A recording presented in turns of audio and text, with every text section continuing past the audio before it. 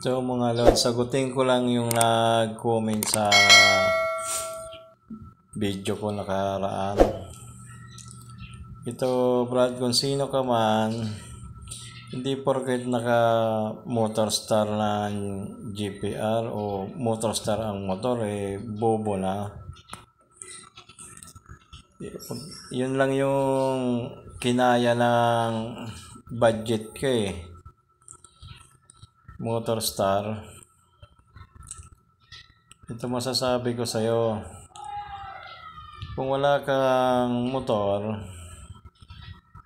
huwag kang magsasabing bobo yung mga naka-Motorstar.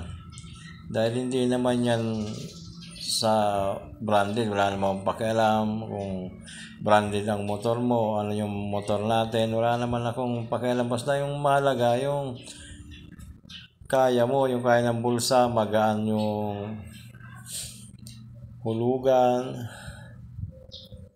Ikukuha ka nga ng branded, kung hindi mo naman kaya, 2 months, 5 months, nakita ko, nasa repo na yung motor mo. Ito lang yung kaya ko Motorstar Tapos sabihan mo bobo, sayang ang pera.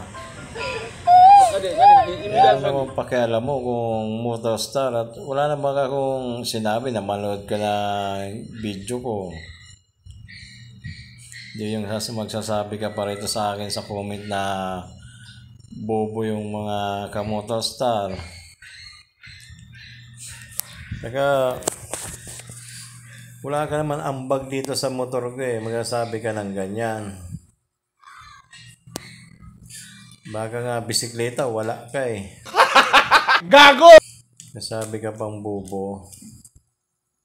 Ang mahalaga, kahit ano yung motor mo, sarili mo naman, saka kayang-kaya mo bayaran, kaya mo hulugan kung hulugan yan.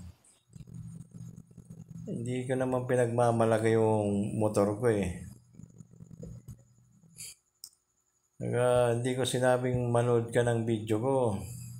Hindi naman tayo magkakilala. Kung sino ka man, ayusin mo yung... Parang may naamoy ako hindi maganda. Huwag ganon.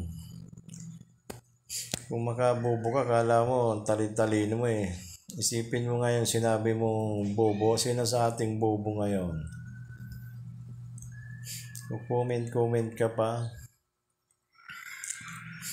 dapat nag-comment mo, sinit mo yung isend mo sa akin yung motor mo, kung anong klase yung motor mo, para mabigyan kita ng papuri.